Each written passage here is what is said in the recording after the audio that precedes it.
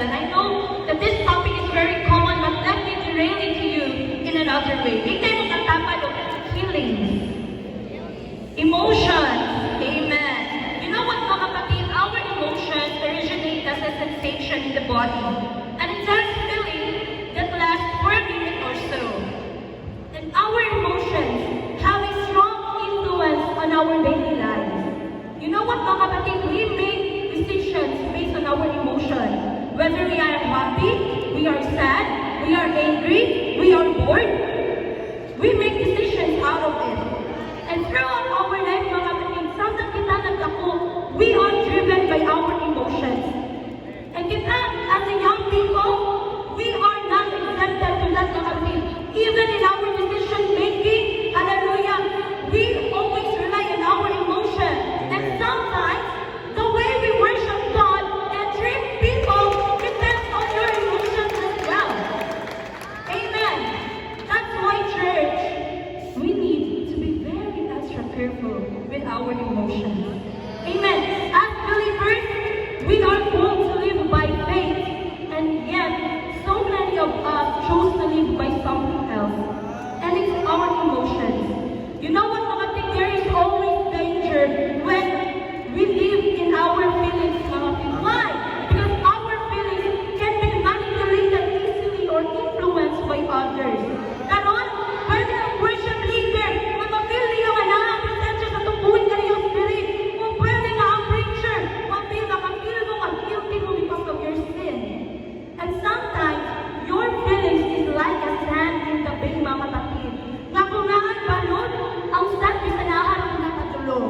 And so that's why, mga kapatid, hallelujah, hallelujah. Kaya nga sabi ng Panginoon in Jeremiah 7:9, the heart is deceitful above all things. Mauna, mga kapatid, the brain, ibutang na sa Ginoo sa babaw, because the brain is superior to the heart, because God wants us to know that we should never rely on the condition of his heart, but we should rely on the condition of his mind, because our mind is more logical and more stronger than our heart, mga kapatid.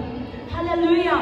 And so that's why, mga kapatid, hallelujah, usahay, ganahan ka, mo response kapag ganahan kita sa preacher. Amen. Pero kapag dili, hey, dili mo ta ganahan mo response, hallelujah, ganahan ka mo magpapende sa atong condition. Pero kapag dili, we can never find ourselves in the altar. Kaya tayo mga kapatid ko dinuwas sa kukuha niyo, cleansed by the blood of the Lamb. Hallelujah. We want to praise the Lord, even if we don't feel it, mga kapatid. Hallelujah. Even if the answer of your prayer is still not here. Hallelujah. Start praising Him. Because when you pray, something has to change. Your circumstances has to change, mga kapatid. Hallelujah. Your emotion is still valid. God wants you to come to the altar with your emotion. Hallelujah. As Dr. Bonnie Marshall says in her preaching, there is always danger in pursuing God with your emotion. Amen. I want to tell you, church, God is not a feeling. God is not a feeling. He is a fact. He is true, mga kapatid. Kaya pursue God with your faith. Because without faith, it is impossible to please Him. Hallelujah. God did not say, be still and feel that I am God. But He said, be still and know that I am God. Hallelujah.